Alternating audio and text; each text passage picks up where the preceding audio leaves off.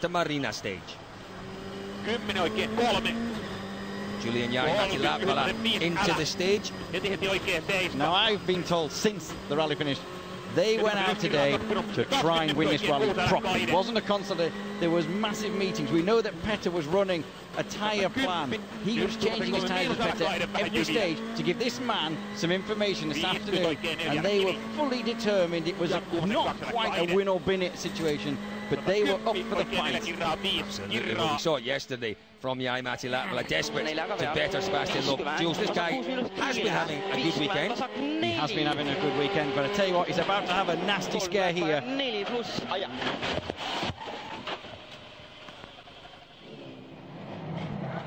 Okay, that's one collection of the Armco that he probably didn't want to have at all.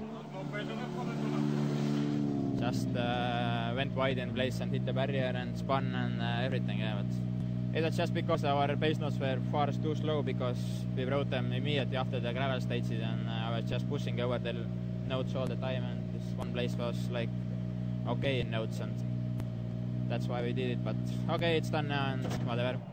He was saying his pace notes were too slow. He didn't say in that place, so I was thinking they were a bit too fast. It was a bit too quick, but it moves this man, Jules, up into 4th place. This could be vital in terms of the Drivers' Championship.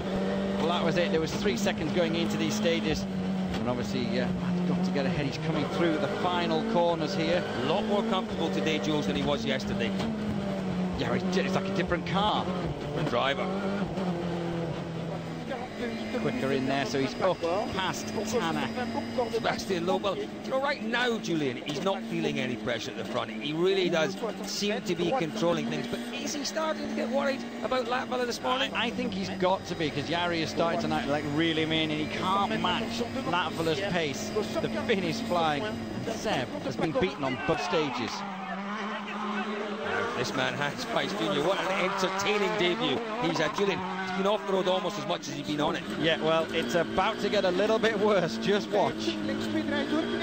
As you say, he's been on and off the road all over the place, and now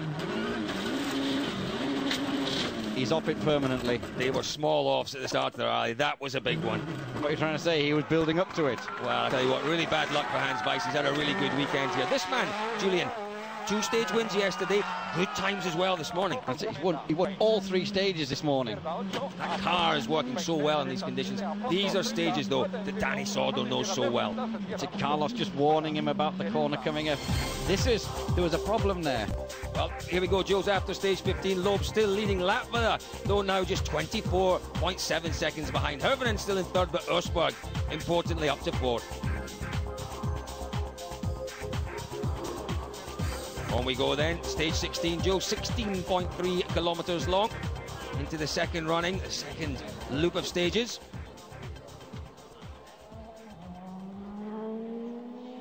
Jari-Matti's outpaced Loeb all day so far. I'll tell you what, he has to keep going at it. The first stage of the afternoon loop here, I tell you what, he has to take as much as he can. He does, he needs a couple of big stages, Julian, this afternoon. That's it, hard tyres all round. Loeb come out on a funny mixture, which was really bizarre, but we'll go on to that, because I tell you what, you know he touched the Armco somewhere else? He's about to collect it a little bit harder. A little more than a touch this one. Let's just watch and listen.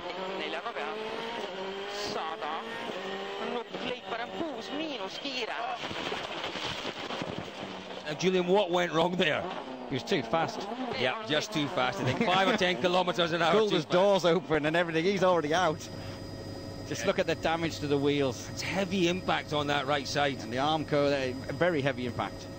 Desperately disappointing for the young Estonian, going so well in the last few rallies. Takes the pressure off this man, doesn't it? He now can just try and pull himself up towards 3rd. Yeah, man, Ösberg really desperate for that place in the championship. Quite okay, did some more changes to the car and it feels even better now. So, but not really a point pushing too much. It's too much time to catch on Mikko and it's getting difficult. So we just try to give everything on the next stage. Well, further back then, Julesy, it's Jarkko Nakara. Great debut for him, moving up into 5th place. That's it, following Tanak's retirement.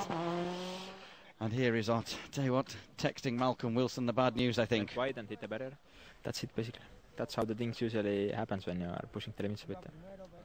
pushing too hard? Obviously, yes.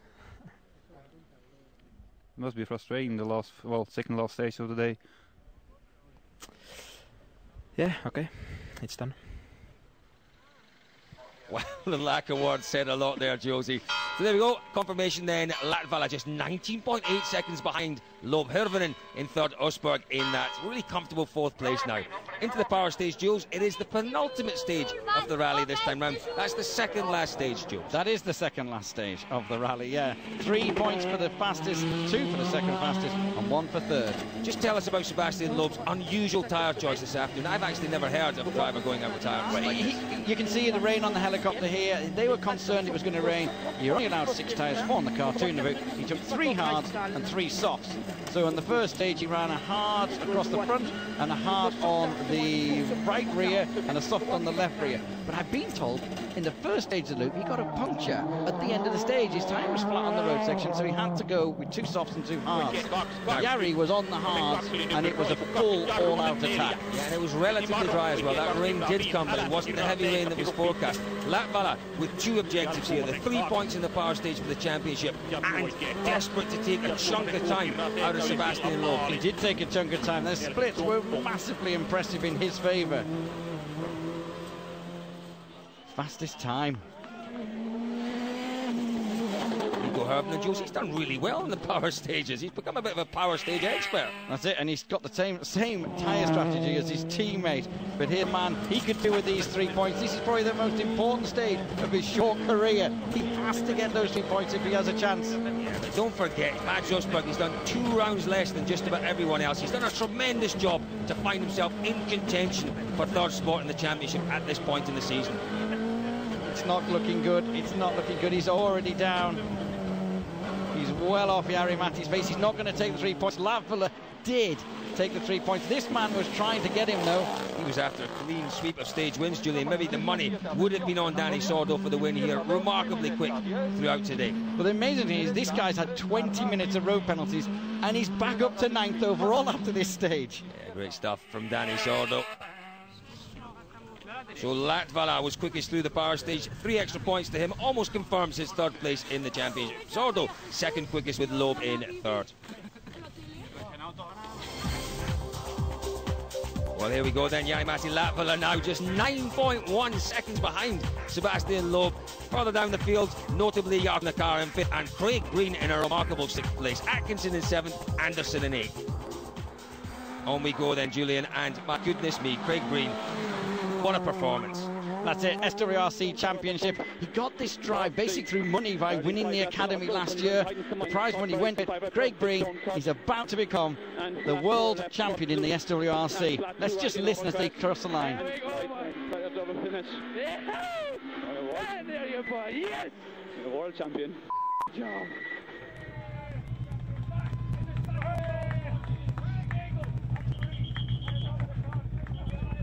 Great scenes here at the stop line, Jules.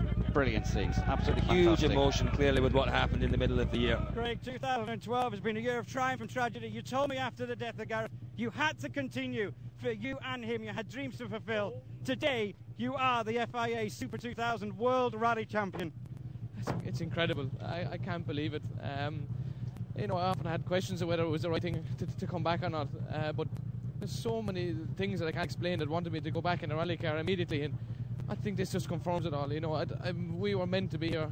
We were meant to win this thing, and I'm so happy we've done it. I need to thank everybody that's been there for me over the last couple of months since the accident. There's been like hundreds and thousands of people, well-wishers, from big to small, from close family to so far away, and I couldn't have done it without them. And I really can't believe I've done it. It's beyond my wildest dreams. I'm a kid. I just can't believe I've done it. Yeah, that was really something quite remarkable, an amazing moment there. But Jules, Benito Guerra, well, a great year for him in the Production World Rally Championship. That's it, winning the PWRC. 3 rounds with that.